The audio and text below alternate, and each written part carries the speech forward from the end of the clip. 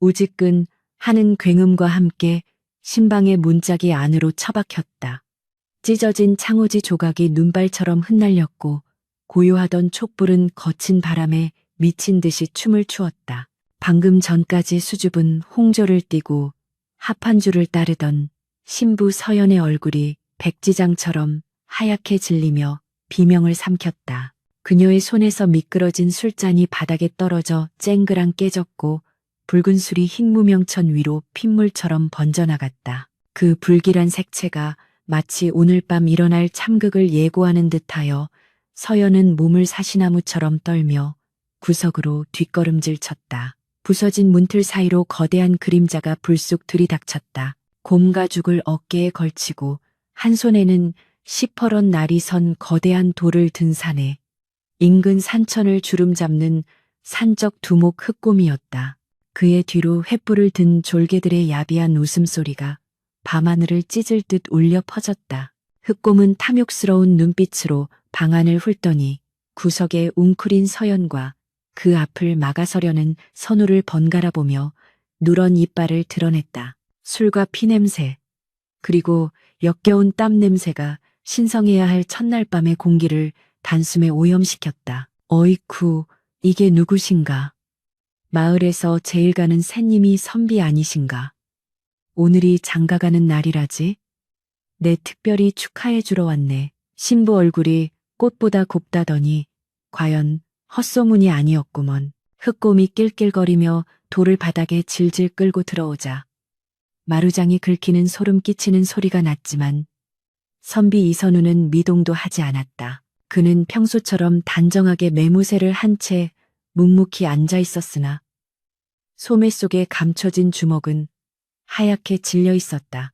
마을 사람들은 그를 그저 글만 읽을 줄 아는 유약한 서생으로만 알고 있었다. 바람만 불어도 날아갈 듯한 가녀린 체구, 창백한 얼굴, 그리고 기침을 달고 사는 병약함까지 서연조차도 자신의 남편이 이토록 무력한 존재라는 사실에 절망감을 느끼며 다가오는 흑곰의 위협 앞에서 눈을 질끈 감았다.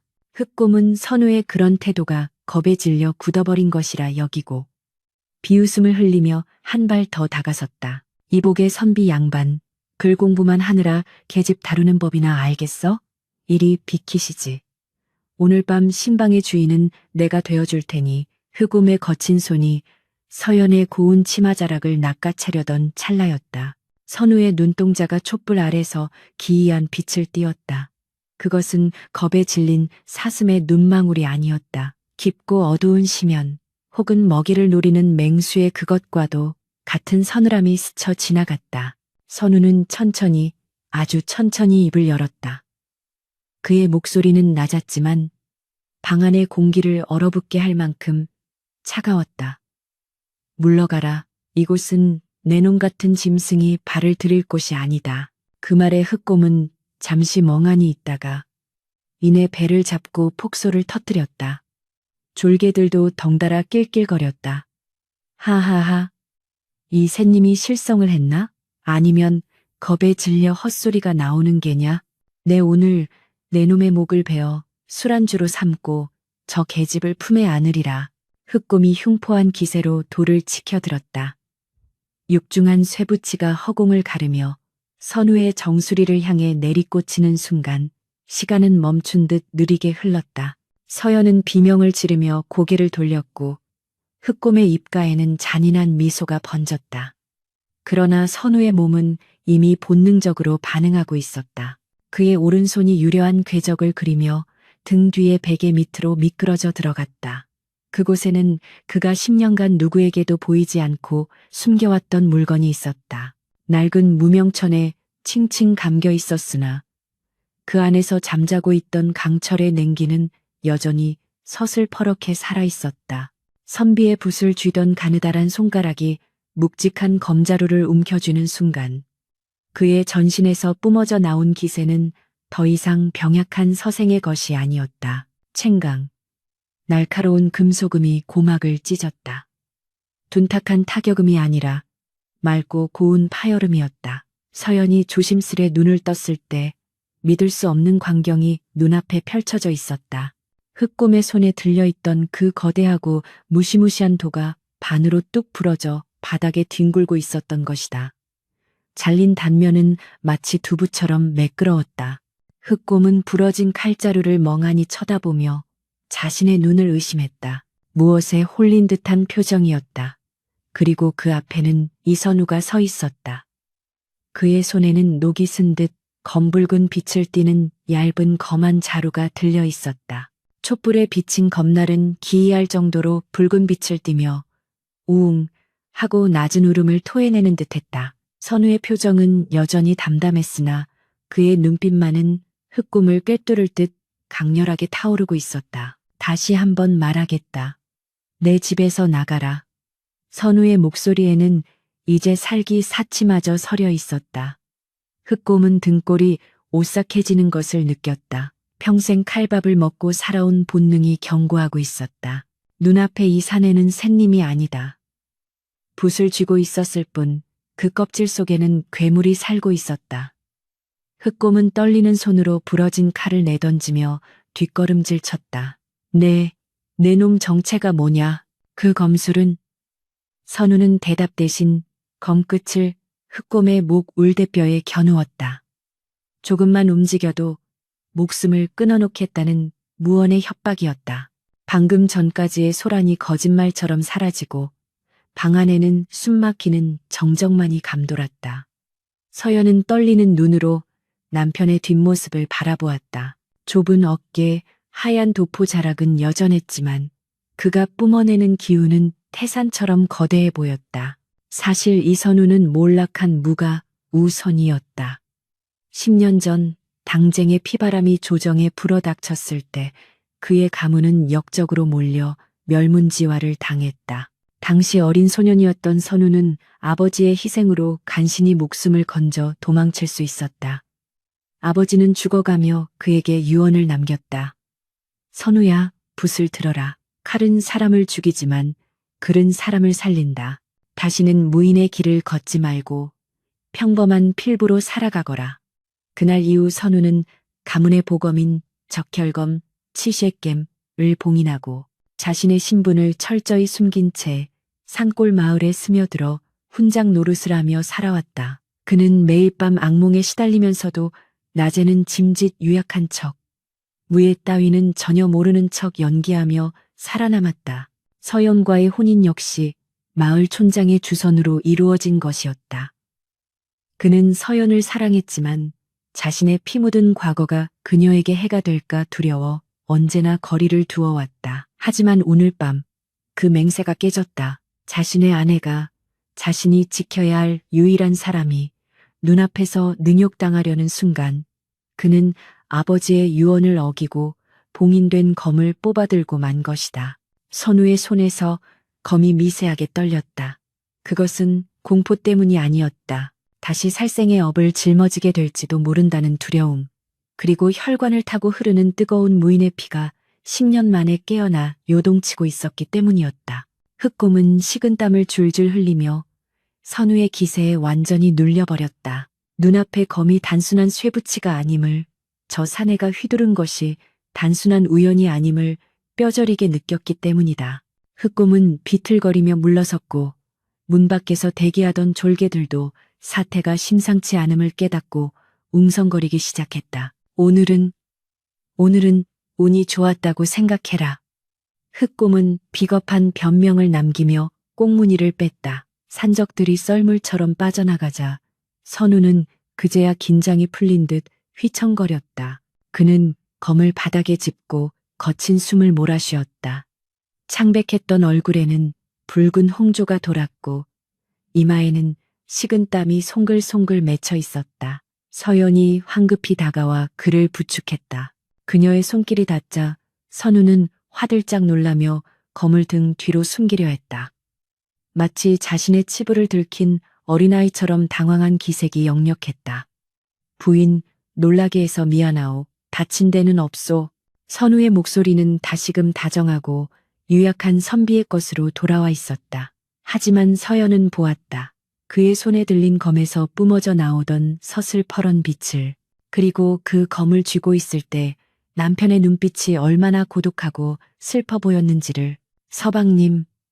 서연은 떨리는 목소리로 그를 불렀다. 묻고 싶은 말이 산더미처럼 많았다. 그 검은 어디서 났는지, 어떻게 산적 두목의 칼을 단칼에 베어버렸는지, 그리고 당신은 대체 누구인지. 하지만 그녀는 차마 입을 뗄 수 없었다. 선우의 눈에 어린 깊은 슬픔이 그녀의 가슴을 저릿하게 만들었기 때문이다. 밖에는 하진 비가 내리기 시작했다. 후두둑 떨어지는 빗소리가 부서진 문틈으로 새어들어와 방 안의 정막을 채웠다.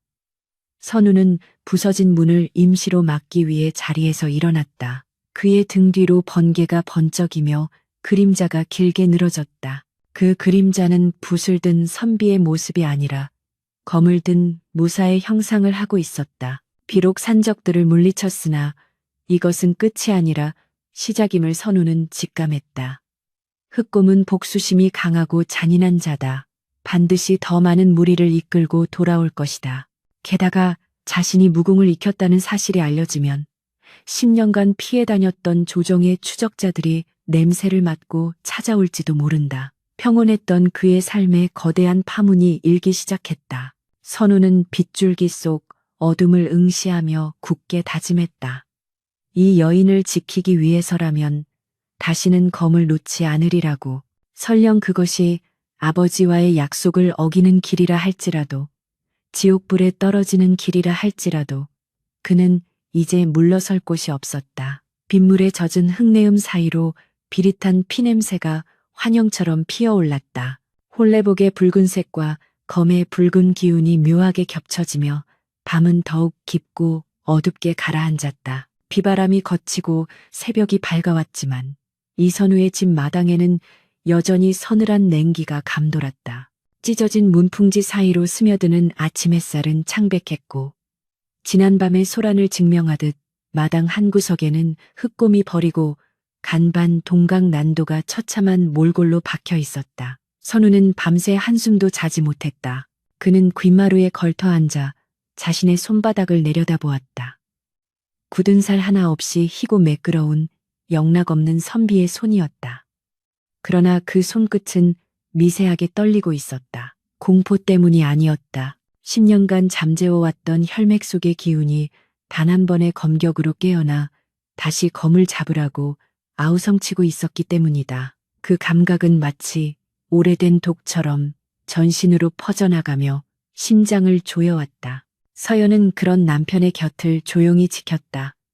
그녀는 깨진 술잔 조각을 치우고 부서진 문을 임시로 가만히로 막아두었다. 평소 같으면 이런 멋은 일은 머슴을 시키거나 이웃의 도움을 청했을 테지만 지금은 그럴 수 없었다. 지난밤 남편이 보여준 그 기이하고도 압도적인 모습은 그녀에게도 두려움과 경외심을 동시에 불러일으켰다. 서연은 찻잔을 들고 조심스레 선우에게 다가갔다. 따뜻한 김이 피어오르는 찻잔을 건네자 선우가 퍼뜩 정신을 차린 듯 고개를 들었다. 그의 눈밑은 죄랬고 눈동자에는 깊은 고뇌가 서려 있었다. 부인, 미안하오. 첫날 밤부터 이런 험한 꼴을 보이다니 내 면목이 없소. 선우의 목소리는 갈라져 있었다. 서연은 고개를 가로저으며 그의 옆에 다소곳이 앉았다. 아닙니다, 서방님. 서방님이 아니었다면 저는 이미 생각만 해도 끔찍합니다. 서연이 몸서리를 치자 선우는 반사적으로 그녀의 어깨를 감싸려다 멈칫했다. 자신의 손이 더럽혀졌다는 생각 때문이었다. 서연은 망설이는 그의 손을 잡아 자신의 뺨에 갖다 대었다. 따뜻하고 부드러운 감촉에 선우의 눈이 크게 뜨였다. 마을 사람들은 서방님을 유약한 샌님이라 비웃었지만 저는 보았습니다. 저를 지키기 위해 그 무서운 산적 앞을 막아서던 그 등을요. 그 검이 어디서 났는지, 서방님이 과거에 어떤 분이셨는지 저는 묻지 않겠습니다. 그저 지금 제 곁에 계신 분이 제 지압이라는 사실 하나면 족합니다. 서연의 단호한 말에 선우의 가슴 속에서 뜨거운 것이 울컥 치솟았다. 그는 입술을 깨물며 눈물을 참았다. 아버지의 유언을 어겼다는 죄책감이 서연의 위로로 조금이나마 씻겨 내려가는 듯했다. 하지만 마을의 분위기는 집안의 애틋함과는 정반대로 흘러가고 있었다. 날이 밝자마자 우물가와 장터에는 기괴한 소문이 삽시간에 퍼졌다. 도망친 산적 졸개들이 공포에 질려 헛소리를 짓거리며 산을 내려갔다는 목격담이 돌았다. 그 샌님 집에 귀신이 산다니까. 눈에서 시퍼런 불이 뿜어져 나오더니 칼을 휘두르지도 않고 눈빛만으로 우리 두목의 돌을 부러뜨렸어. 겁에 질린 산적들의 과장된 헛소리는 마을 사람들의 입을 타고 더욱 살이 붙어 괴담이 되었다. 얌전하던 이 진사가 사실은 구미호의 자식이라더라. 혹은 집터에 억울하게 죽은 장군의 원혼이 씌었다더라 하는 흉흉한 소문들이었다. 선우가 서연을 위해 약을 지으러 잠시 마을로 내려갔을 때 사람들의 시선은 예전과 달랐다. 며칠 전까지만 해도 아이고 이 진사 오셨는가 하며 살갑게 인사하던 촌로들이 슬금슬금 뒷걸음질을 쳤고 아이들은 그를 보자마자 귀신이다 하고 소리치며 달아났다. 시장통에 왁자지껄하던 소음은 그가 나타나자 찬물을 끼얹은 듯 뚝 끊겼다. 경계와 두려움 그리고 알 수 없는 혐오가 섞인 눈빛들이 화살처럼 그에게 꽂혔다. 선우는 갓을 깊이 눌러쓰고 묵묵히 걸음을 옮겼지만 등 뒤에서 수근거리는 소리까지 막을 수는 없었다. 저 손 좀 봐. 저렇게 하얀 손으로 흉악한 산적을 쫓아냈다고? 분명 요술을 부린 게야. 가까이 가지마. 재수온 붙을라. 선우는 주먹을 꽉 쥐었다. 자신은 그들을 지키기 위해, 아니 자신의 가족을 지키기 위해 목숨을 걸었을 뿐인데 돌아오는 것은 괴물 취급이었다. 이것이 힘없는 자들이 강한 힘을 목격했을 때 보이는 본능적인 거부감임을 그는 뼈저리게 느꼈다. 한편 깊은 산속 흙풍채의 산채에서는 짐승의 울부짖음 같은 고함이 터져나오고 있었다. 으악, 이 빌어먹을 샌님 놈이. 흑곰은 부러진 칼자루를 바닥에 내동댕이 치며 분노를 토해냈다. 그의 자존심은 갈기갈기 찢겨 있었다. 이 일대에서 잔혹하기로 소문난 자신이 고작 붓이나 굴리는 서생놈 앞에서 꼬리를 내리고 도망쳤다는 사실을 견딜 수 없었다. 졸개들은 흑곰의 눈치를 보며 구석에 쭈그리고 앉아 숨도 크게 쉬지 못했다. 그때 산채의 어둠 속에서 묵직한 발소리가 들려왔다. 그림자 속에서 걸어 나온 자는 키가 흑곰보다 머리 하나는 더 크고 온몸에 흉측한 화상 자국이 있는 거한이었다. 인근 5 고을의 암흑가를 지배하는 비적단의 수장, 마광이었다. 흑곰, 꼴이 참 우습구나. 고작 총구석 훈장 하나에게 당해서 내게 울며 불며 도움을 청하러 오다니. 마광의 목소리는 쇠를 긁는 듯 거칠고 탁했다. 흑곰은 바닥에 납작 엎드렸다. 형님, 그놈은 보통 내기가 아닙니다. 놈이 쓴 검술은 내가 평생 듣도 보도 못한 것이었습니다. 분명 무언가 숨기고 있는 놈입니다. 그놈의 집을 뒤지면 엄청난 보물이 나올지도 모릅니다요. 흑곰은 자신의 패배를 정당화하고 마광의 탐욕을 자극하기 위해 거짓말을 보탰다. 마광의 눈이 탐욕스럽게 번들거렸다. 그는 허리춤에 찬 쌍도끼를 만지작거리며 비릿한 미소를 지었다. 호우, 숨겨진 고수라. 심심하던 차에 잘 됐군. 그놈의 목을 따고 그 예쁘다는 계집은 내 첩으로 삼아주마. 그리고 그놈이 숨기고 있다는 보물도 내 것이 될 테지. 마광은 즉시 자신의 정예 부대인 정랑대 칠랑대를 소집했다. 단순한 약탈이 아닌 사륙과 복수를 위한 죽음의 행렬이 준비되고 있었다. 그 시각 선우는 집 뒤편 대나무 숲에 서 있었다. 바람이 불 때마다 대나무들이 서로 부딪히며 서걱거리는 소리를 냈다. 그는 품속에서 붉은 검을 꺼내 들었다. 햇빛 아래 드러난 검신은 녹이 쓴 것이 아니라 본래 붉은 빛을 띠는 특수한 광물로 재련된 것이었다.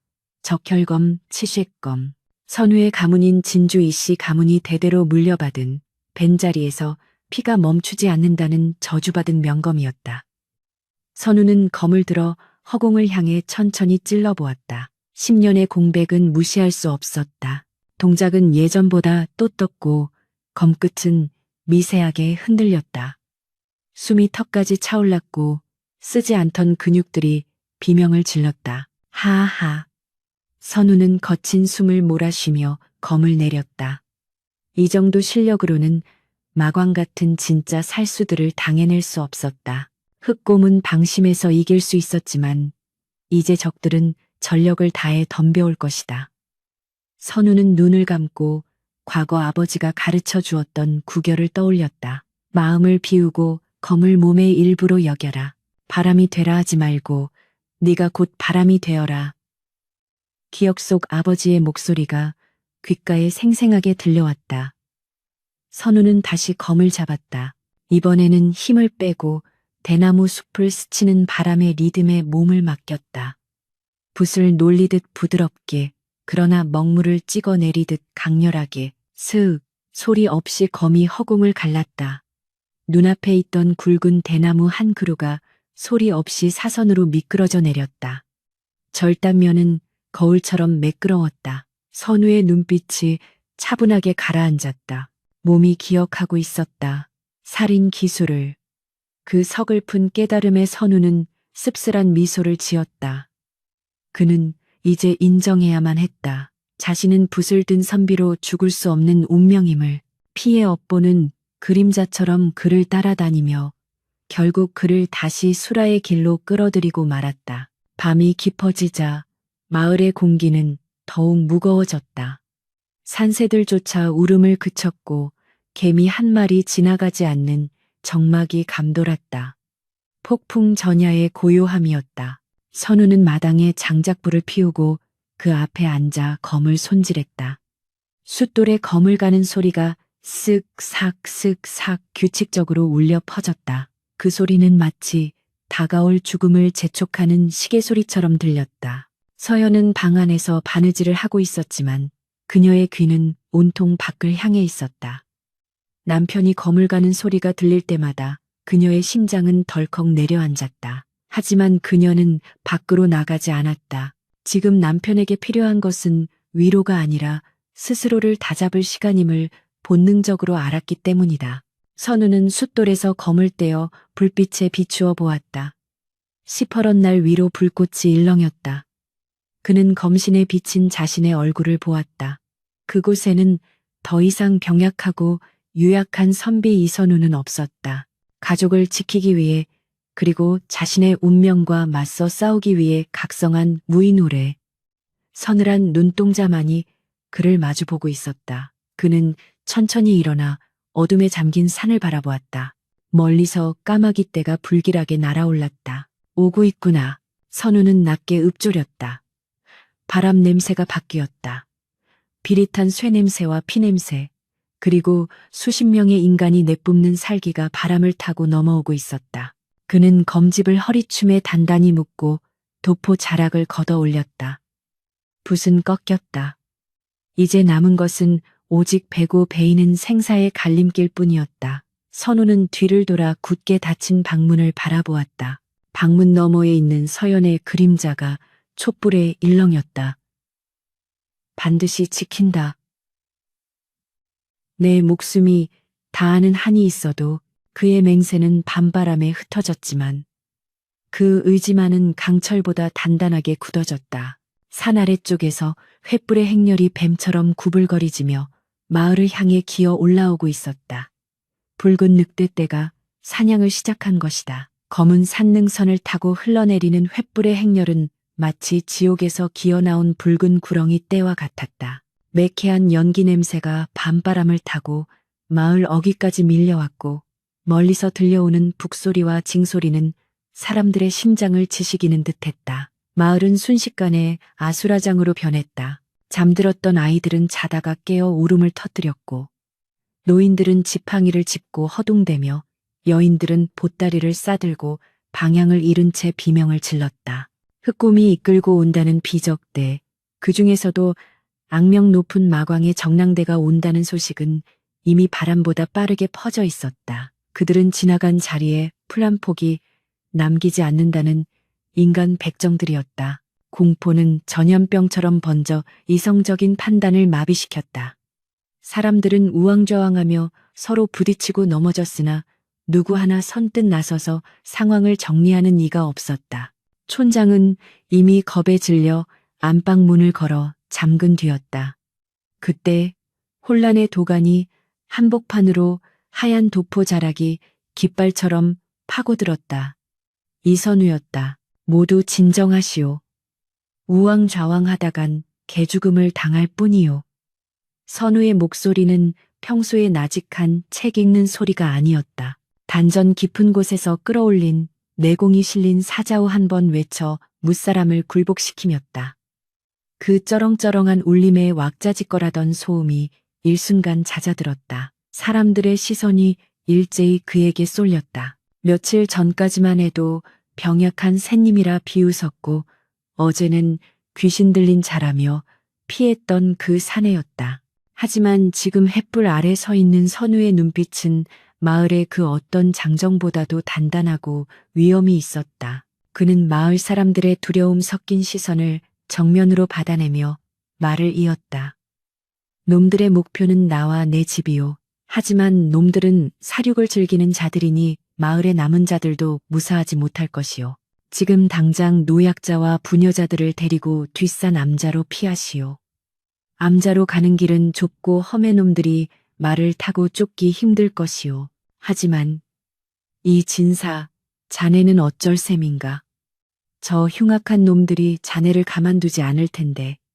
평소 그를 아끼던 대장장이 박씨가 떨리는 목소리로 물었다. 선우는 씁쓸한 미소를 지으며 허리춤에 묶인 검을 어루만졌다. 내가 여기 남아서 놈들을 막겠소. 내가 미끼가 되어 시간을 벌 테니 그 사이에 모두 피하시오. 어서. 그의 호통에 사람들은 그제야 정신을 차리고 움직이기 시작했다. 그러나 그들의 눈에는 감사의 마음보다 두려움이 더 컸다. 혼자서 저 많은 도적대를 막겠다니. 역시 그는 사람이 아닌 무언가 다른 존재일지도 모른다는 공포감이었다. 사람들은 쫓기듯 뒷산으로 달아났고 개 짖는 소리마저 잦아든 텅 빈 마을에는 기괴한 정적만이 남았다. 선우는 텅 빈 마을 어귀에 홀로 서서 멀어지는 이웃들의 등 뒤로 깊은 숨을 내쉬었다. 이것으로 되었다. 이제 마음 놓고 칼을 휘두를 수 있게 되었다. 선우가 집으로 돌아왔을 때 그는 당연히 집이 비어 있을 것이라 생각했다. 서연에게 미리 친정으로 피하라고 일러두었기 때문이다. 그러나 살인문을 들어선 그는 자리에 못 박힌 듯 멈춰섰다. 어둠이 내려앉은 대청마루에 작은 촛불 하나를 켜놓고 서연이 단정하게 앉아 그를 기다리고 있었다. 그녀의 옆에는 그가 아버지가 물려준 유품인 낡은 갑주갑옷과 투구가 놓여 있었다. 선우의 목소리가 흔들렸다. 부인, 어찌하여 아직 여기 있는 것이오? 내 분명히 피하라고 일르지 않았소. 놈들이 들이닥치면 내 목숨 하나 건사하기도 벅차오. 어서 가시오, 제발. 선우가 다급하게 소리쳤지만 서연은 미동도 하지 않았다. 그녀는 천천히 일어나 선우에게 다가갔다. 그녀의 눈가에는 물기가 어려 있었으나 눈동자만은 흔들림 없이 올곧았다. 부부란 생사를 함께하는 것이라 배웠습니다. 서방님이 사지에 남는데 제가 어찌 홀로 살겠다고 도망치겠습니까? 서방님이 귀신이든 역적의 자손이든 상관없습니다. 저에게는 그저 제 지아비일 뿐입니다. 서연의 단호한 말에 선우는 할 말을 잃었다. 가슴속에서 뜨거운 것이 울컥 치밀어 올랐다. 그는 떨리는 손으로 서연의 어깨를 감싸 안았다. 어리석은 사람, 참으로 어리석은 사람.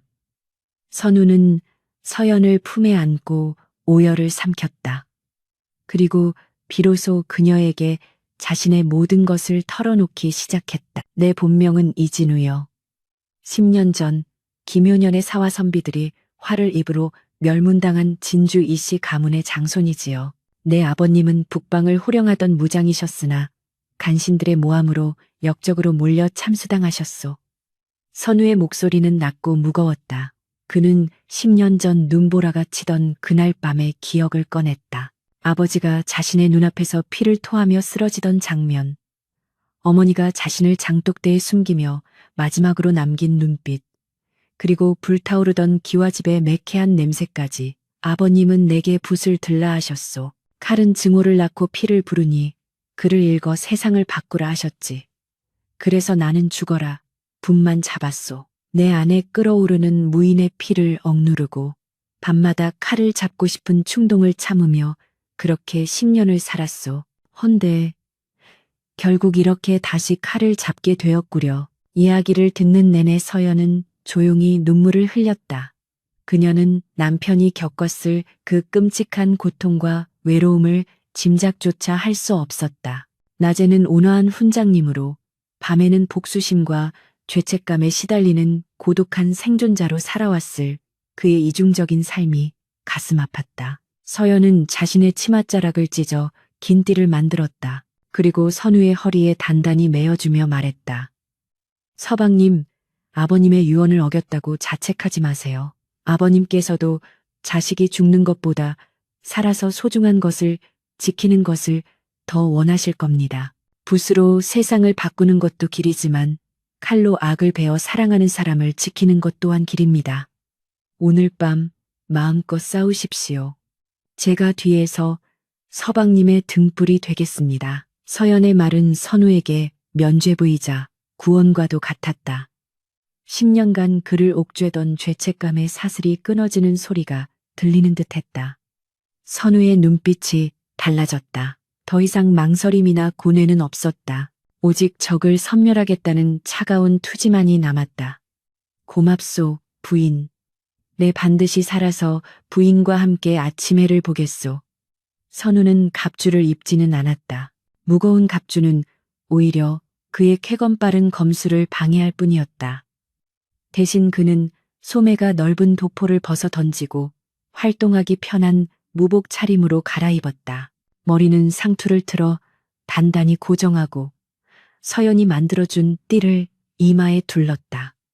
백면 서생의 탈을 벗어 던진 그는 영락없는 무사의 모습이었다. 적들이 도착하기까지는 불과 반 시즌, 1시간 남짓 남았다. 선우는 집 주변의 지형지물을 이용해 진법을 펼치기 시작했다. 그는 힘으로 수십 명의 적을 당해낼 수 없음을 잘 알고 있었다. 병법의 기본은 지피지기나를 알고 적을 패였고 이곳은 그의 앞마당이었다. 그는 대나무 숲에서 베어온 날카로운 죽창을 마당 곳곳의 땅을 파고 숨겼다. 그리고 얇지만 질긴 명주실을 곳곳에 연결해 걸리면 방울이 울리거나 돌무더기가 쏟아지게 만들었다. 그의 손놀림은 빠르고 정확했다. 붓으로 난초를 칠 때의 섬세함이 살인 덫을 설치하는데 그대로 적용되었다. 10년간 잊으려 애썼던 병법의 지식들이 머릿속에서 생생하게 되살아났다. 놈들은 자만하고 있을 것이다. 샌님 하나 잡으러 오는 길이라 여기고 방심하겠지. 그 오만이 놈들의 무덤이 될 것이다. 선우는 마당 한가운데 있는 큰 맨나무 위에 올라가 시야를 확보했다. 서연은 방 안에서 물을 끓여둔 채 문틈으로 남편의 모습을 지켜보았다. 그녀의 손에는 작은 은장도가 들려 있었다. 만약의 사태에 대비해 자결할 각오까지 한 것이다. 바람이 멈추고 풀벌레 소리마저 끊겼다. 폭풍 전야의 무거운 정적이 사위를 감쌌다. 그리고 마침내 마을 입구에서 웅성거리는 소리와 함께 수십 개의 횃불이 집을 향해 다가왔다. 선두에는 흑곰이 길을 안내하고 있었고 그 뒤로 흉측한 화상 자국이 있는 거구의 사내가 말을 타고 있었다. 마광이었다. 마광은 집 주위를 둘러싼 대나무 숲과 고요한 집안 분위기를 보며 묘한 위화감을 느꼈다. 멈춰라. 마광이 손을 들자 횃불 행렬이 일제히 멈춰섰다. 쥐새끼 한 마리 보이지 않는군. 마을 놈들은 다 도망친 모양인데 이 집만 불이 켜져 있다?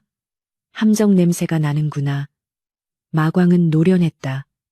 그는 흑곰을 턱짓으로 가리켰다. 내 놈이 먼저 들어가 봐라. 네가 놓친 먹잇감이니 네가 확인해야지. 흑곰은 내심 겁이 났지만 마광의 명령을 거역할 수는 없었다. 헤헤, 형님도 참. 샌님 놈이 함정을 파봐야 구덩이나 팠겠지요. 흑곰은 호기를 부리며 졸개 5명을 이끌고 살인문을 박차고 들어갔다. 이놈 선비야, 내가 다시 왔다. 썩 나와서 목을 내놓지 못할까. 흑곰이 마당에 들어서며 고래고래 소리를 질렀다. 그러나 대답은 없었다. 흑곰이 한 발짝 더 내딛는 순간 그의 발목에 무언가 팽팽한 줄이 걸렸다. 팅 하는 맑은 소리와 함께 어둠 속에서 날카로운 파열음이 들려왔다. 으악! 선두에 섰던 졸개 하나가 비명을 지르며 쓰러졌다. 그의 허벅지에는 어른 팔뚝만한 대나무 창이 깊숙이 박혀 있었다. 순식간에 마당은 아수라장이 되었다. 당황한 졸개들이 뒷걸음질 치다. 또 다른 줄을 건드렸고 이번에는 지붕 위에서 돌무더기가 쏟아져 내렸다. 매복이다. 매복이야. 흑곰이 허둥지둥 칼을 휘두르며 소리쳤다. 그때 햇나무 위에서 하얀 그림자가 소리 없이 낙하했다. 달빛을 등지고 떨어지는 그 형상은 마치 춤추는 학과 같았다. 선우였다. 그의 손에 들린 적혈검이 밤 공기를 가르며 붉은 궤적을 그렸다. 서걱 둔탁한 소리도 없이 흑곰 옆에 서 있던 졸개의 목이 허공으로 솟구쳤다. 선우는 땅에 착지하자마자 몸을 낮게 회전하며 흑곰의 다리를 노렸다. 흑곰이 기겁하며 뒤로 물러났지만 그의 종아리에 긴 핏줄기가 솟았다. 네, 내 놈. 흑곰은 공포에 질린 눈으로 선우를 올려다보았다. 선우는 피 묻은 검을 비스듬히 겨누며 차갑게 말했다. 내 집에서 나가라 했을 텐데 기어이 제 발로 지옥을 찾아왔구나. 문 밖에서 이 광경을 지켜보던 마광의 입가에 잔인한 미소가 번졌다. 그는 말에서 뛰어내리며 쌍도끼를 뽑아들었다. 호, 제법이구나. 새님이 아니라 늑대 새끼였어. 아주 재미있겠군. 마광의 묵직한 살기가 마당을 짓누르며 들어오자 선우는 검을 고쳐 쥐었다. 이제 잔재주는 통하지 않는다. 진짜 승부는 지금부터였다. 선우의 등 뒤로 방문이 살짝 열리며 서연의 시선이 닿았다. 그 시선이 선우의 등을 뜨겁게 달구었다. 그는 숨을 깊게 들이마시고 단전의 길을 검끝으로 모았다. 10년간 잠자던 진주 이씨 가문의 비검이 달빛 아래서 서서히 깨어나고 있었다. 하늘이 뚫린 듯 억수같이 퍼붓는 빗줄기가 기와 지붕을 때리며 요란한 소음을 만들어냈다. 번개가 칠흑 같은 밤하늘을 가를 때마다 마당에 선 두 사내의 그림자가 찰나의 순간 길게 늘어졌다. 사라지기를 반복했다. 마광의 손에 들린 쌍도끼는 빗물에 젖어 더욱 번들거렸고 그 위로 흐르는 살기는 차가운 빗방울조차 증발시킬 듯 뜨거웠다. 반면 이선우는 고요했다. 그는 빗줄기 속에 우두커니 서 있었으나 마치 세상과 단절된 듯한 적막감이 그를 감싸고 있었다. 그의 붉은 검, 적혈검만이 빗물을 머금고 웅웅거리는 낮은 울음을 토해내며 주인의 심장 박동에 공명하고 있었다. 마광은 그 기이한 침묵을 참지 못하겠다는 듯 거칠게 코웃음을 쳤다. 새님 주제에 제법 흉내를 내는구나. 허나 붓으로 먹물을 튀기는 것과 칼로 핏물을 튀기는 건 천지 차이다. 내 놈의 그 가녀린 팔목이 내 도끼를 한 합이라도 받아낼 수 있을지 시험해주마. 마광이 땅을 박차고 도약했다. 거구에서 뿜어져 나오는 힘은 실로 압도적이었다. 쌍도끼가 허공을 가르며 선우의 양 어깨를 노리고 쇄도했다. 선우는 정면 대결을 피했다. 힘으로 맞부딪혔다간 오랫동안 수련을 쉬었던 자신의 팔이 부러질 것임을 직감했기 때문이다. 그는 물 흐르듯 몸을 비틀어 마광의 품 안으로 파고들었다. 유능제강 부드러움이 강함을 이긴다. 아버지의 가르침이 뇌리를 스쳤다. 선우의 검이 마광의 겨드랑이 사이를 뱀처럼 파고들어 손목을 노렸다. 챙 하는 날카로운 파열음과 함께 불꽃이 튀었다. 마광은 당황하며 몸을 뒤로 뺐지만 이미 그의 손목에는 가느다란 핏줄기가 그어져 있었다. 얕은 상처였으나 마광의 자존심에는 씻을 수 없는 모욕이었다. 이 쥐새끼 같은 놈이. 격분한 마광이 미친 듯이 도끼를 휘두르기 시작했다. 그의 도끼질은 정교함은 부족했으나 한 방 한 방이 바위를 부술 듯한 파괴력을 지니고 있었다. 선우는 폭풍우 속의 조각배처럼 아슬아슬하게 공격을 피하며 기회를 엿보았다. 마당의 항아리가 깨지고 쇳나무 껍질이 터져 나갔다. 빗물과 진흙이 뒤섞여 바닥은 배처럼 변해갔고 선우의 하얀 도포는 어느새 흙탕물과 피로 얼룩졌다. 싸움이 길어질수록 불리한 것은 선우였다. 10년의 공백은 무시할 수 없었다. 숨이 턱끝까지 차오르고 다리의 근육이 경련을 일으키기 시작했다. 게다가 마광은 혼자가 아니었다. 주변을 포위한 정랑대 졸개들이 틈만 나면 암기를 던지거나 창을 찔러대며 선우를 방해했다. 선우는 마광의 도끼를 피하는 동시에 날아오는 표창을 검으로 쳐내야 했다. 체력 소모가 극심했다. 하. 선우의 입에서 단내가 났다. 그의 움직임이 둔해진 것을 놓칠 리 없는 마광이 회심의 미소를 지으며 도끼를 높이 쳐들었다. 이제 끝이다. 지옥에 가서 염라대왕에게 억울함을 호소하거라. 마광의 도끼가 선우의 머리 위로 떨어지는 절체절명의 순간이었다. 안 돼. 방 안에서 비명과 함께 무엇인가가 날아왔다. 뜨거운 김이 펄펄 나는 솥뚜껑이었다.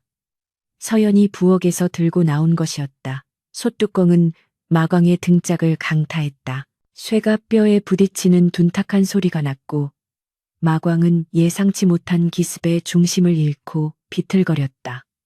인연이 감히 마광이 짐승처럼 울부짖으며 서연 쪽으로 고개를 돌렸다. 그의 눈에 서린 살기가 서연을 얼어붙게 만들었다. 마광이 서연을 향해 도끼를 던지려는 찰나 선우의 눈이 뒤집혔다. 그의 이성은 끊어지고 오직 가족을 지켜야 한다는 야수적 본능만이 남았다. 내 아내에게 손대지 마라. 선우의 몸에서 폭발적인 기세가 뿜어져 나왔다. 그것은 지금까지의 절제된 검기가 아니었다. 피를 갈구하는 적혈검의 본성, 그리고 멸문지화의 한이 서린 진주 이씨 가문의 비기미치가 깨어나는 순간이었다. 선우는 빗줄기를 뚫고 마광에게 쇄도했다. 그의 검이 붉은 궤적을 그리며 춤을 추기 시작했다. 적혈매화검, 치세매화겜, 제3식.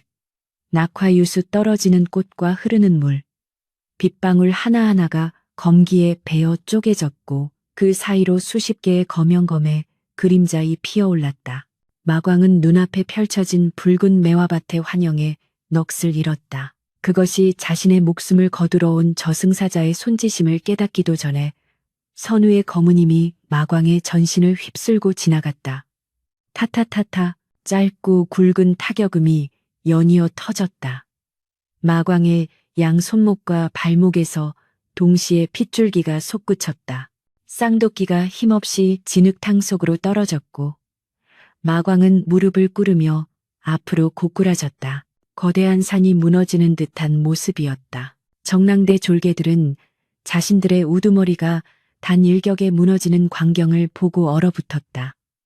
공포가 그들을 지배했다. 선우는 피 묻은 검을 털어내지도 않은 채 쓰러진 마광의 목에 검끝을 겨누었다. 빗물이 선우의 얼굴을 타고 흘러내려 턱끝에서 핏물과 섞여 떨어졌다. 그의 눈빛은 차갑게 가라앉아 있었으나 그 깊은 곳에는 슬픔이 일렁이고 있었다. 말하라. 단순히 재물을 노리고 온 것이 아니지. 누가 사주했느냐? 누가 내 목을 원하느냐?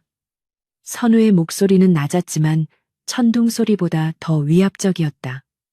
고통에 신음하던 마광은 피 섞인 침을 뱉으며 킬킬거렸다. 굴럭.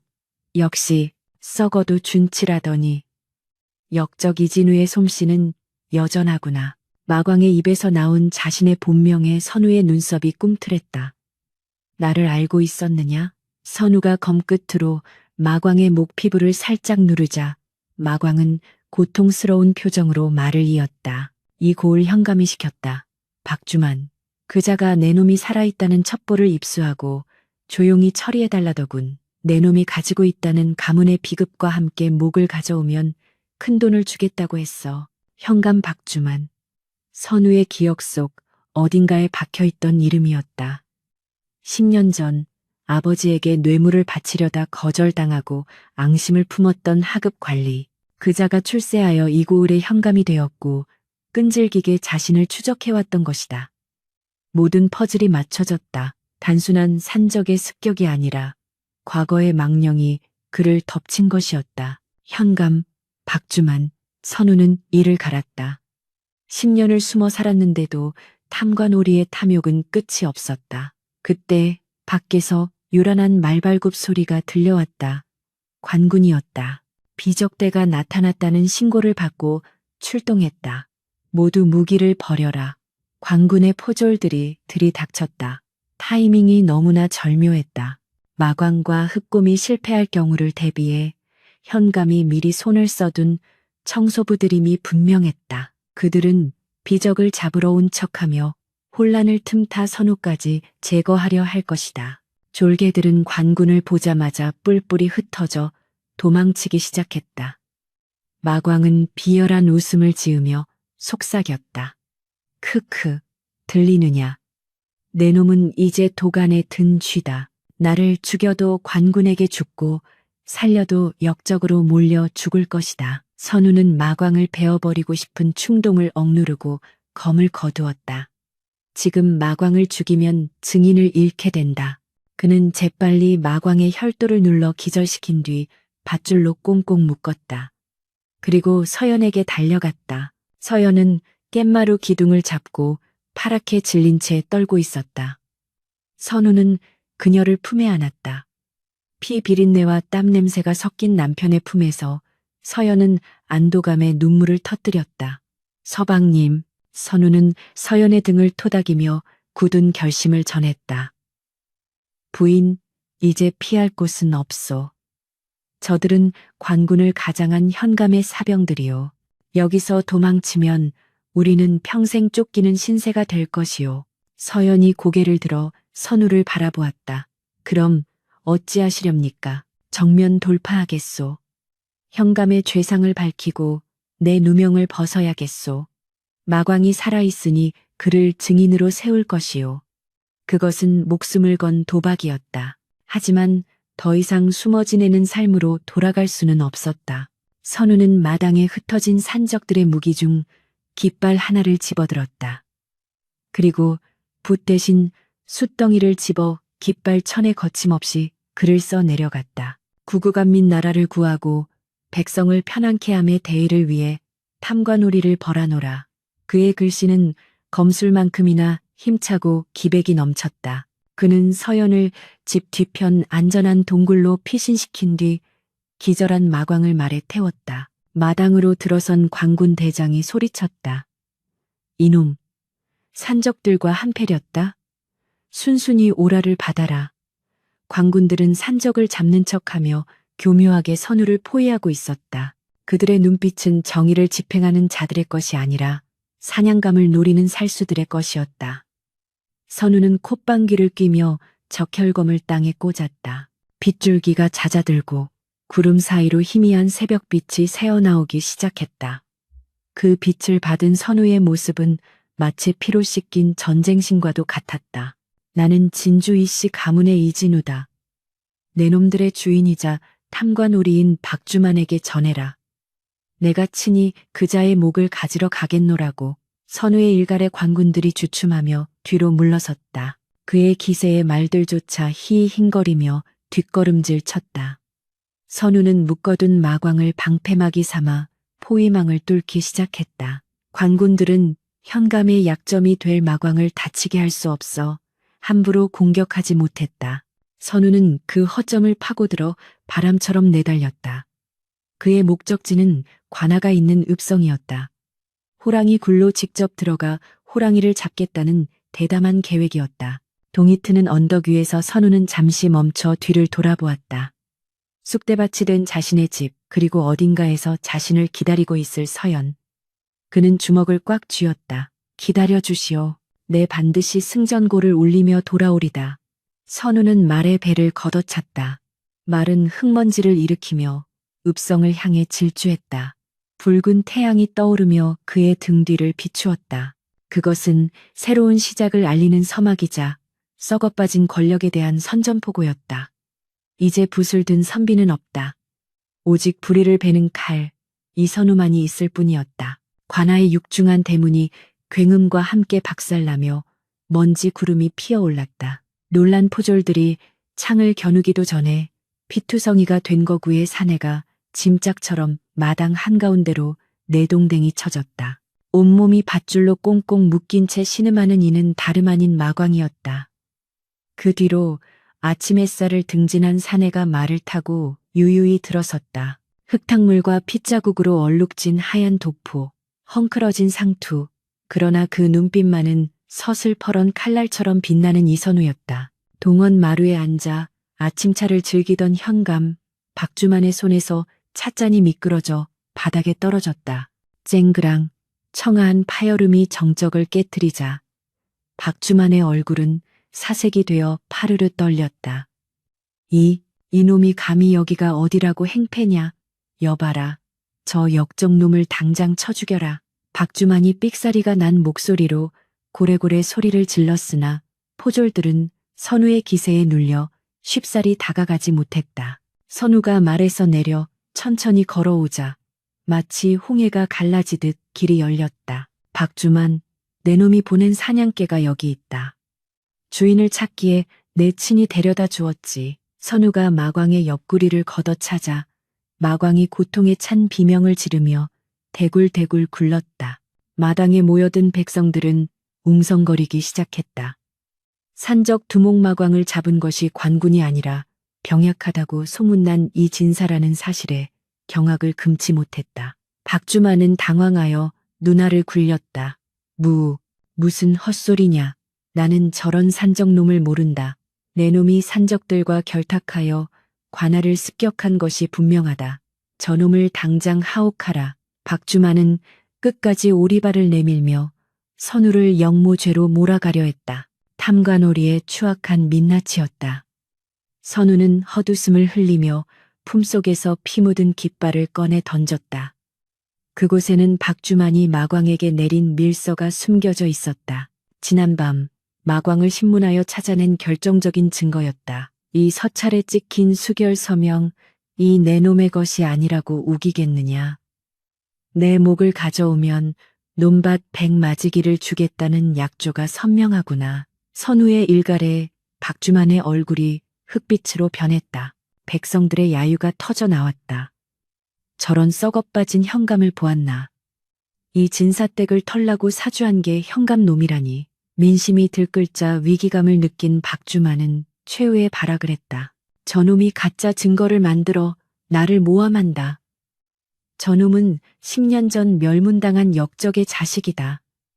저놈을 죽이는 자에게 상금 1000냥을 내리겠다. 상금이라는 말에 눈이 뒤집힌 몇몇 포졸들과 박주만의 사병들이 칼을 뽑아들고 선우에게 달려들었다. 선우는 한숨을 내쉬며 적혈검을 뽑아들었다.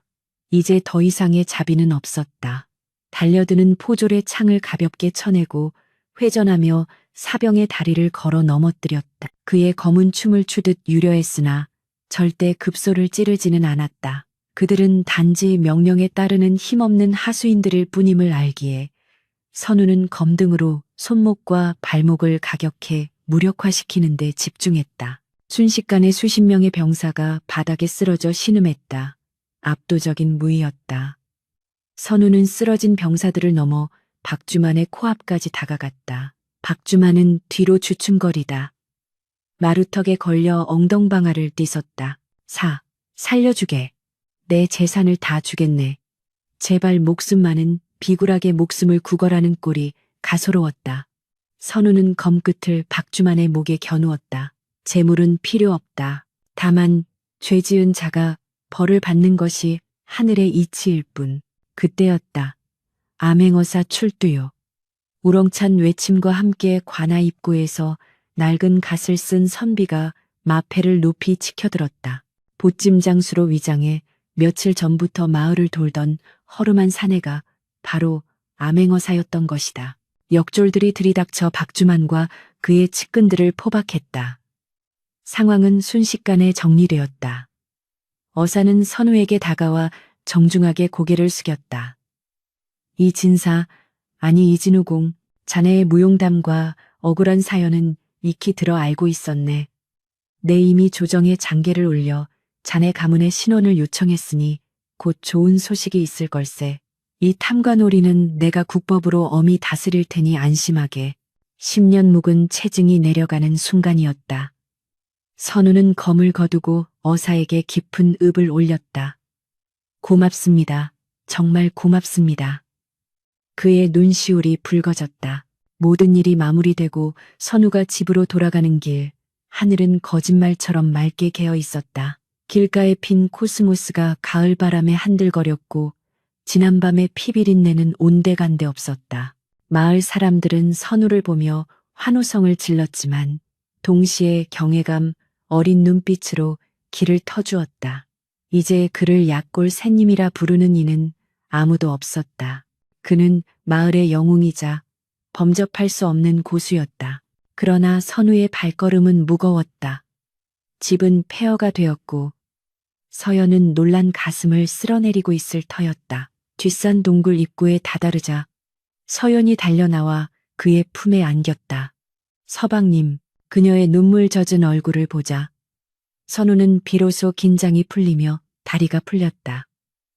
두 사람은 서로를 부둥켜 안고 한참을 울었다. 살아있다는 것, 다시 만났다는 것, 그것만으로도 충분했다. 계절이 2번 바뀌고 따스한 봄바람이 불어오는 어느 날이었다. 불타버렸던 선우의 집은 마을 사람들의 도움으로 다시 번듯하게 지어졌다. 마당에는 매화나무 한 그루가 새로 심어졌고 여러 젖힌 문틈으로는 아이들의 글 읽는 소리가 낭낭하게 울려 퍼졌다. 하늘천, 따지, 거물현, 누르황. 선우는 다시 훈장으로 돌아왔다. 그의 표정은 예전보다 훨씬 여유롭고 온화해졌으며 아이들을 바라보는 눈빛에는 깊은 사랑이 담겨 있었다. 수업이 끝나고 아이들이 제잘거리며 돌아가자 선우는 텐마루에 앉아 땀을 식혔다. 서연이 시원한 오미자차와 다과상을 내어왔다. 그녀의 배는 남산만하게 불러 있었다. 곧 태어날 아이 생각에 두 사람의 입가에는 미소가 떠나지 않았다. 힘드시지요? 아이들이 워낙 개구쟁이라 서연이 선우의 이마에 맺힌 땀을 닦아주며 물었다. 선우는 고개를 저으며 찻잔을 들었다. 아니요, 글 읽는 소리를 듣고 있으면 내 마음이 정화되는 것 같소. 칼 부딪히는 소리보다 100배는 듣기 좋지. 그는 차를 한 모금 마시고는 먼 산을 바라보았다. 그의 시선이 닿은 곳은 안방 깊숙한 곳. 바닥 밑에 숨겨진 비밀 공간이었다. 그곳에는 붉은 비단에 쌓인 적혈검이 깊은 잠에 빠져 있었다. 어사가 가문의 명예를 회복시켜 주었음에도 선우는 다시는 검을 잡지 않겠다고 맹세했다. 검은 난세에 필요한 도구일 뿐 평화로운 시절에는 흉물일 따름이었다. 그는 자신의 아이에게는 검 대신 붓을, 증오 대신 사랑을 물려주고 싶었다. 서방님, 무슨 생각을 그리 골똘히 하십니까? 서연의 물음에 선우는 현실로 돌아왔다. 그는 서연의 손을 잡고 부드럽게 쓰다듬었다. 굳은 살이 조금 박인 그러나 따뜻한 아내의 손이었다. 그저 지금이 꿈만 같아서 그렇소. 당신과 나, 그리고 우리 아이가 함께하는 이 평범한 일상이 얼마나 소중한지 새삼 깨닫고 있소. 선우의 말에 서연은 수줍게 웃었다. 저도 그렇습니다. 서방님이 칼을 들고 싸우실 때 참으로 무섭고 두려웠지만 그 덕분에 우리가 이렇게 웃을 수 있는 것이겠지요. 선우는 고개를 끄덕였다. 그는 깨달았다. 진정한 강함이란 날카로운 검기나 화려한 무공에 있는 것이 아니었다. 그것은 소중한 것을 지키고자 하는 마음, 두려움 앞에서도 물러서지 않는 용기, 그리고 피 묻은 검을 내려놓고 다시 붓을 잡을 수 있는 평정심에 있었다. 검을 들었을 때는 천하를 벨 수 있었지만 붓을 든 지금은 천하를 품을 수 있게 되었다. 선우는 붓을 들어 화선지에 글귀를 하나 적어 내려갔다. 지과위무, 직업에 굳히게 하는 것이 진정한 무이다. 먹향이 은은하게 퍼지는 마루에서 부부는 서로의 어깨에 기대어 붉게 물드는 저녁 노을을 바라보았다. 산 너머로 해가 지고 있었지만 그들의 인생에는 이제 막 따스한 햇살이 비치기 시작했다. 선우의 가슴속 깊은 곳에 묻어둔 붉은 검은 더 이상 울지 않았다. 대신 그의 귓가에는 사랑하는 아내의 숨소리와 뱃속 아이의 심장 박동 소리만이 평화롭게 들려올 뿐이었다. 바람이 대나무 숲을 스치며 사각거리는 소리를 냈다. 그것은 마치 지난날의 시련을 씻어내고 새로운 내일을 축복하는 자연의 노래와도 같았다. 이선우, 한때 검을 쥐었던 선비는 이제 진정한 필부가 되어 세상에서 가장 평범하고도 위대한 행복을 써 내려가고 있었다. 우르릉, 쾅. 천지를 개벽할 듯한 천둥 소리가 지리산 자락을 뒤흔들었다.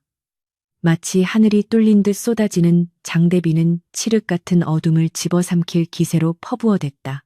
그 거친 빗소리 사이로 단말마와도 같은 여인의 비명이 날카롭게 찢어져 나왔다.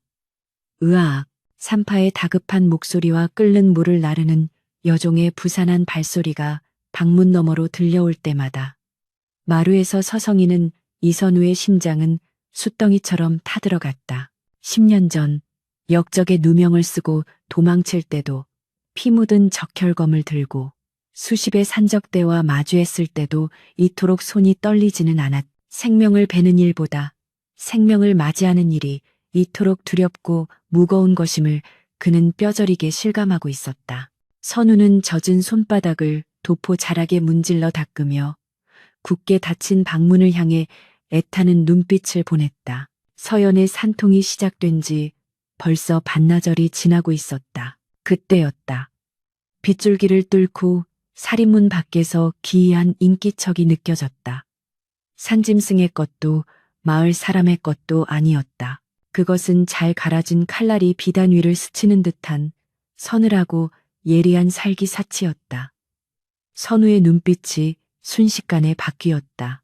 방금 전까지 안절부절 못하던 남편의 얼굴은 사라지고 가족을 지키는 가장이자 고수의 차가운 이성이 그 자리를 대신했다. 그는 소리 없이 신을 신고 마당으로 내려섰다. 빗물이 순식간에 옷을 적셨지만 그는 미동도 하지 않고 어둠 속을 응시했다. 번개가 번쩍 하고 세상을 하얗게 지운 찰나 살인문 앞에 서 있는 거대한 그림자가 드러났다. 삿갓을 깊게 눌러쓰고 등에는 거적에 쌓인 긴 물체를 맨 사내였다. 귀한 생명이 태어나는 밤에 살기를 품은 손님이라니. 예의가 아니오. 선우의 목소리는 빗소리를 뚫고 정확하게 사내에게 전달되었다. 사내는 천천히 고개를 들었다. 삿갓 아래로 드러난 얼굴은 흉터투성이었고 눈빛은 굶주린 늑대처럼 형형했다. 그는 살인문을 밀고 들어오지 않고 그 자리에 못 박힌 듯 서서 선우를 주시했다. 비냄새에 섞인 피냄새가 아직 가시지 않았군. 내 놈이 진주 이씨 가문의 유일한 생존자 이진우인가?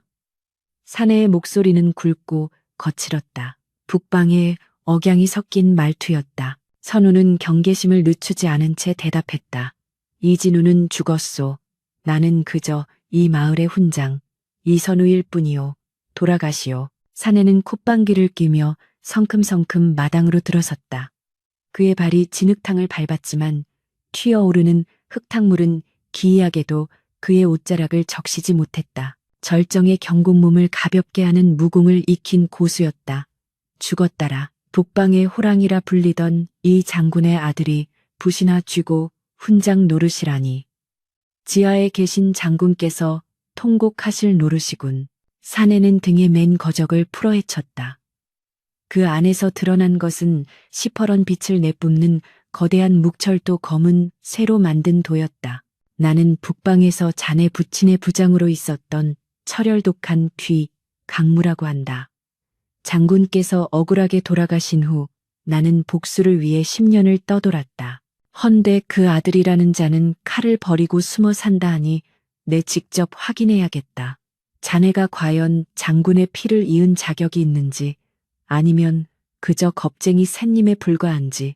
강무의 고함과 함께 묵철도가 허공을 가르며 선우를 향해 쇄도했다. 엄청난 파괴력이었다. 빗줄기가 도의 기세에 밀려 사방으로 흩어졌다. 선우는 무기를 들고 있지 않았다. 그의 적혈검은 안방 깊숙한 곳에 봉인되어 있었다. 하지만 그는 물러서지 않았다. 서연과 태어날 아이가 있는 방을 등지고 있었기 때문이다. 선우는 맨손으로 춤을 추듯 유려하게 몸을 비틀어 강무의 돌을 피했다. 쾅! 강무의 도가 마당에 디딤돌을 내리찍자 돌이 두부처럼 쪼개지며 파편이 튀었다. 무기를 들어라. 적혈검을 뽑아라. 맨손으로 나를 모욕할 셈이냐. 강무가 분노하며 다시 칼을 휘둘렀다. 그의 공격은 단순했지만 수십 번의 전장을 겪은 노련함과 살기가 담겨 있어 피하기가 쉽지 않았다. 선우는 빗물에 젖은 마당을 미끄러지듯 이동하며 주변의 지형지물을 이용했다. 마당 한 구석에 세워져 있던 대나무 장대를 발로 차서 강무의 시야를 가리고 빨랫줄을 이용해 그의 움직임을 제한했다. 나는 더 이상 사람을 베지 않소. 당신이 아버님을 모셨던 분이라 해도 내 가족을 위협한다면 용서치 않을 것이요. 선우의 눈에서 푸른 안광이 뿜어져 나왔다. 그는 강무의 빈틈을 파고들어 손바닥으로 도의 옆면을 강하게 쳐냈다. 챙 하는 금소금과 함께 강무의 손목이 찌릿하게 울렸다. 강무는 놀란 눈으로 선우를 바라보았다. 검을 쥐지 않았음에도 그의 손끝에서는 예리한 검기검의 기운가 느껴졌. 호, 제법이구나. 허나 살해 죽이려는 의지가 없는 검은 껍데기에 불과하다. 내 놈의 그 무른 마음으로 난세의 파도를 헤쳐나갈 수 있을 것 같으냐. 강무는 더욱 거세게 몰아붙였다. 그는 선우를 죽일 생각은 없었으나 극한까지 몰아붙여 그의 잠재된 본성을 깨우고 싶어 했다. 이 장군의 아들이라면 마땅히 천하를 호령할 무인이어야 한다는 강박이 그를 지배하고 있었다. 빗줄기는 더욱 굵어지고 두 사내의 대결은 치열해졌다. 선우의 옷은 흙탕물로 엉망이 되었고 숨은 턱 끝까지 차올랐다. 그러나 그는 끝까지 적혈검을 찾지 않았다. 그에게 검은 이제 살생의 도구가 아니라 지켜야 할 약속이었기 때문이다. 그때 방 안에서 서연의 비명이 뚝 그치고 잠시 동안 숨막히는 정적이 흘렀다. 강무의 도가 선우의 어깨를 향해 내리꽂히던 순간이었다. 으앙, 으앙, 힘차고 우렁찬 아기의 울음소리가 빗소리를 뚫고 세상에 울려 퍼졌다. 그 소리는 마치 혼돈을 가르는 빛과 같았다. 강무의 도가 선우의 어깨 일치약 3cm 앞에서 딱 멈췄다. 선우 역시 방어를 위해 뻗었던 손을 멈추고 멍하니 방문 쪽을 바라보았다. 세찬 비바람 속에서도 그 울음소리는 또렷하고 강렬하게 두 사내의 가슴을 때렸다. 생명의 탄생, 그 경이로운 순간 앞에 살기와 투쟁심은 눈 녹듯 사라져버렸다. 강무는 천천히 돌을 거두었다. 그의 거친 얼굴에 묘한 감정이 스쳐 지나갔다. 그것은 회한이자 동시에 안도감이었다. 그는 빗물에 젖은 칼날을 옷자락으로 닦으며 씁쓸하게 웃었다. 졌다. 내가 졌어. 강무가 나직이 읊조렸다. 선우는 의아한 표정으로 그를 바라보았다. 무슨 말씀이시오? 승부는 나지 않았소. 강무는 고개를 가로저었다. 아니, 자네는 무기를 들지 않고도 나를 막아냈고 무엇보다 자네의 등 뒤에는 내가 감히 뵐 수 없는 것이 있었네. 생명을 지키려는 자의 검은 생명을 뺏으려는 자의 검보다 강한 법이지. 장군께서 자네에게 붓을 들라 하신 이유를 이제야 알 것 같군. 강무는 묵철도를 다시 거적에 쌌다. 그의 어깨를 짓누르던 10년 묵은 복수심이 아이의 울음소리와 함께 씻겨 내려가는 듯했다. 그는 품속에서 작은 목각 인형 하나를 꺼내 선우에게 던졌다. 투박하지만 정성스레 깎은 호랑이 모양의 인형이었다. 자네 아이에게 주는 선물일세. 북방의 호랑이 기운을 받아 건강하게 자라라고 전해주게. 그리고 내 못난 복수심 때문에 귀한 날을 망친 것 같아 미안하네. 강무는 삿갓을 고쳐 쓰고 돌아섰다. 어디로 가시렵니까? 선우가 묻자 강무는 뒤도 돌아보지 않고 손을 흔들었다. 글쎄다. 칼을 내려놓고 농사나 지으며 살아볼까 한다. 자네처럼 말이야. 강무의 뒷모습이 빗줄기 속으로 서서히 사라졌다. 그는 더 이상 살기에 찬 귀신이 아닌 짐을 내려놓은 한 명의 늙은 무인으로 보였다. 선우는 강무가 사라진 곳을 향해 깊이 허리 굽혀 절을 올렸다. 그리고 떨리는 가슴을 안고 방문을 열었다. 방 안은 따뜻하고 평온한 공기로 가득 차 있었다.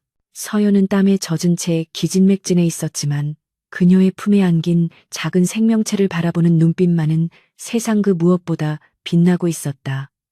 서방님 아들입니다. 서방님을 쏙 빼닮은 아들입니다. 서연의 목소리는 갈라져 있었지만 행복에 겨워 있었다. 선우는 조심스럽게 다가가 아이를 들여다보았다. 쭈글쭈글하고 붉은 얼굴, 앙담은 작은 주먹, 그리고 힘차게 오르내리는 가슴. 선우는 조심스레 아이를 받아 안았다. 솜털처럼 가볍지만 태산보다 무거운 생명의 무게가 팔로 전해졌다. 고생했소. 정말 고생했소, 부인. 선우의 눈에서 참았던 눈물이 뚝뚝 떨어져 아이의 볼에 닿았다. 아이는 칭얼거림을 멈추고 꼬물거리며 선우의 손가락을 꽉 쥐었다. 그 작은 소나기 힘에서 선우는 강무의 칼날보다 더 강력한 힘을 느꼈다. 그것은 미래였다. 피로 얼룩진 과거를 넘어 그가 그토록 지키고 싶어 했던 희망찬 미래가 지금 그의 품 안에 있었다. 이름은 지어두셨습니까? 서연이 물었다. 선우는 잠시 생각에 잠겼다가 강무가 주고 간 호랑이 인형을 바라보았다. 그리고 창밖에 갤듯 말듯한 하늘을 보며 말했다. 준이라 합시다. 이준, 평평할 준, 법도준. 어느 한쪽으로 치우치지 않고 세상의 바른 법도가 되라는 뜻으로. 서연은 환하게 웃으며 고개를 끄덕였다. 참으로 좋은 이름입니다. 준아, 이준. 아이가 마치 자신의 이름을 알아듣기라도 한 듯 방긋 웃었다. 그날 밤 비는 그치고 구름 사이로 보름달이 환하게 떠올랐다. 달빛은 젖은 마당을 은은하게 비추었고 처마 끝에 매달린 빗방울은 보석처럼 빛났다. 선우는 아이를 재우고 나와 마루에 앉았다. 안방 밑바닥 깊은 곳에 있는 적혈검은 이제 영원히 세상 밖으로 나오지 않을 것이다. 하지만 선우는 알고 있었다. 검은 사라진 것이 아니라 그의 마음 속에서 그리고 아이의 미래 속에서 지키는 힘으로 승화되었음을. 세월은 유수와 같이 흘렀다. 이주는 무럭무럭 자라 10살이 되었다. 아이는 아비를 닮아 글 읽기를 좋아했지만 어미를 닮아 심성이 곱고 강단이 있었다. 어느 맑은 가을날 선우는 마당에서 빗자루질을 하고 있었다. 꼬마 준이 쪼르르 달려와 선우의 옷자락을 잡아당겼다. 아버지, 아버지, 저기 창고 구석에 이상한 나무 상자가 있어요. 열어보려고 했는데 꼼짝도 안 해요. 그 안에 뭐가 들었어요? 준의 호기심 어린 눈망울에 선우는 멈칫했다. 아이가 말하는 것은 적혈검이 봉인된 상자였다. 선우는 빗자루를 내려놓고 아이의 눈높이에 맞춰 앉았다. 그리고 아이의 머리를 부드럽게 쓰다듬으며 물었다. 준아, 그 상자 안에는 아버지가 아주 오래전에 쓰던 물건이 들어있단다. 하지만 이제는 필요 없는 물건이지. 필요 없는 물건이요? 그럼 버리시지 왜 꽁꽁 숨겨두셨어요? 아이의 천진난만한 질문에 선우는 빙그레 웃었다. 버린 것이 아니라 잠재운 것이란다. 그 물건은 힘이 아주 세지만 그만큼 위험하기도 하거든. 아버지는 그 힘을 쓰는 법보다 그 힘을 다스리고 참는 법이 더 중요하다는 걸 네가 알게 될 때까지 기다리고 있는 거란다. 주는 고개를 갸웃거렸지만 아버지의 눈빛이 너무나 진지하여 더 이상 묻지 않았다. 그럼 저도 나중에 크면 그 상자를 열어볼 수 있나요? 선우는 잠시 침묵했다. 언젠가 이 아이도 세상의 풍파를 겪고 힘이 필요한 순간이 올지도 모른다. 하지만 그때 아이가 쥐게 될 것은 피를 부르는 마검이 아니라 사람을 살리는 활인검, 고른 개미기를 혹은 세상을 바르게 이끄는 부시기를 간절히 바랐다. 네가 그 상자를 열지 않아도 될 만큼 평화로운 세상이 된다면 가장 좋겠지. 하지만 만약 열어야 한다면 그때는 아버지가 너에게 그 안에 담긴 마음을 먼저 가르쳐 주마. 그때 대문 밖에서 낯익은 목소리가 들려왔다. 이 진사 계시오? 내 지나가는 길에 햇고구마를 좀 가져왔네. 10년 전 산적대를 피해 도망갔던 대장장이 박씨였다. 그는 이제 머리가 희끗희끗한 노인이 되었지만 여전히 선우와 가장 가까운 이웃이었다. 선우는 아이의 손을 잡고 일어섰다. 가자, 준아, 맛있는 고구마를 먹자꾸나. 아이는 와, 고구마, 하고 소리치며 대문으로 달려나갔다. 선우는 그 뒷모습을 보며 흐뭇한 미소를 지었다. 마당 한 구석, 오래된 매화나무 가지에 싹이 트고 있었다. 지난 겨울의 혹독한 추위를 이겨내고 피어난 생명의 증거였다. 선우는 하늘을 올려다 보았다. 맑고 푸른 하늘에는 10년 전 그날처럼 먹구름도 핏빛 그림자도 없었다. 오직 평화로운 바람만이 불어와 그의 옷깃을 스치고 지나갔다. 그는 마음속으로 조용히 읊조렸다. 아버님, 보고 계십니까? 저는 붓을 꺾지 않았고 검에 먹히지도 않았습니다. 그저 한 사람의 지아비로, 한 아이의 아비로, 그리고 이 땅의 백성으로 하루하루를 성실히 살아가고 있습니다. 이것이 제가 찾은 저만의 도입니다. 어디선가 불어온 바람에 매화 꽃잎 하나가 하늘하늘 떨어져 선우의 어깨 위에 내려앉았다. 마치 아버지의 대답인 양따스하고 부드러웠다. 선우는 꽃잎을 집어들어 손바닥에 올리고 후 하고 불어 날려보냈다. 꽃잎은 나비처럼 날아가 아들의 머리 위를 빙글빙글 돌았다. 칼집에 꽂힌 검은 영원히 잠들었으나 그가 지켜낸 평화는 꽃이 되고 열매가 되어 자라나고 있었다. 대장장이, 박씨와 서연, 그리고 준의 웃음소리가 어우러지는 마당의 풍경은 그 어떤 영웅담보다 찬란하고 아름다운 결말이었다. 그리고 그 평범한 행복 뒤에는 보이지 않는 곳에서 묵묵히 그들을 지탱했던 한 사내의 위대한 희생과 사랑이 있었음을 무심한 가을 바람만이 알고 있었다.